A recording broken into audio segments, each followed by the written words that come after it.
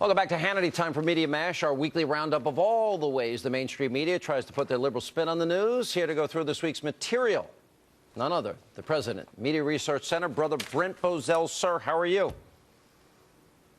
Brother Hannity, how are we doing tonight? All right, we got to start with NBC. It's almost like a ritual at this point. But you know, the guy Eddie Schultz is back, and you know, the guy that wanted to rip Dick Cheney's heart out, stomp on it, and shove it back in him. He's frothing at the mouth about treasonous John Boehner. Watch this.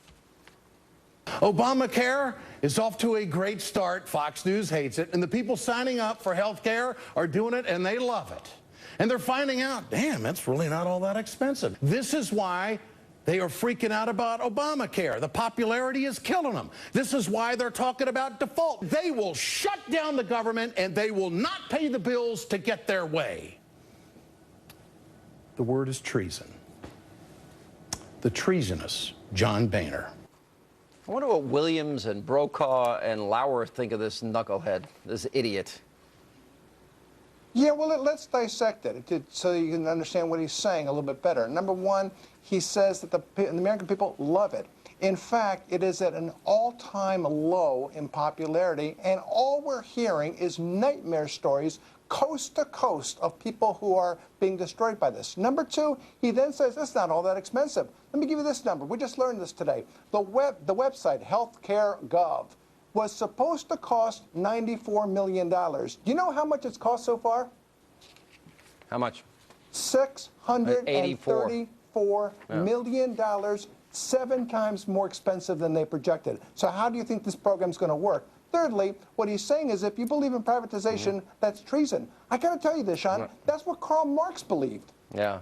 Well, we'll stay with NBC for just a minute. Again, Brokaw and Lauer and Williams, you got to wonder what they think of their news brand that's being destroyed every day and demolished by these guys. But what happened to civility?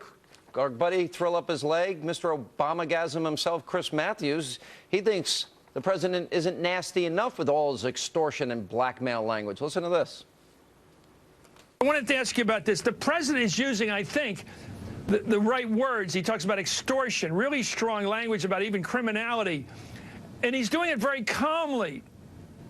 Does he have to behave like that? Why doesn't he show a little outrage at this criminality he's accusing them of? Because they really are kidnapping the U.S. government. It's only about 30 people on the wacko right. Why doesn't he just go at these people? They just round them up and put chains on them, put them in jail. Because they have a different opinion and they actually read the Constitution. But go ahead.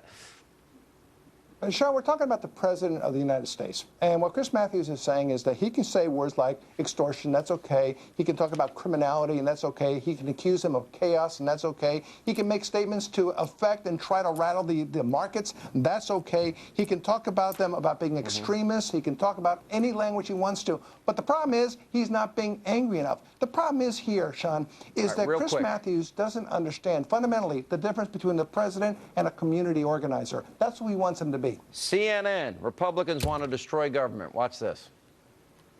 It seems like the game has changed down there. It used to be that the two sides went at it, but at the end of the day, they all believed in government. It seems now that what's motivating the Republican Party is a belief that government has to be destroyed. You know, that it's just bad in and of itself.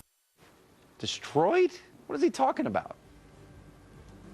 Well, this is what the brother of the governor of New York is going to tell you. If you are opposed to Obamacare, you want to destroy the federal government. He's speaking for 57% of the American people, I guess. Yeah. And then CNN wonders why it says it's a centrist network, and everyone breaks out laughing. Up next, Elizabeth.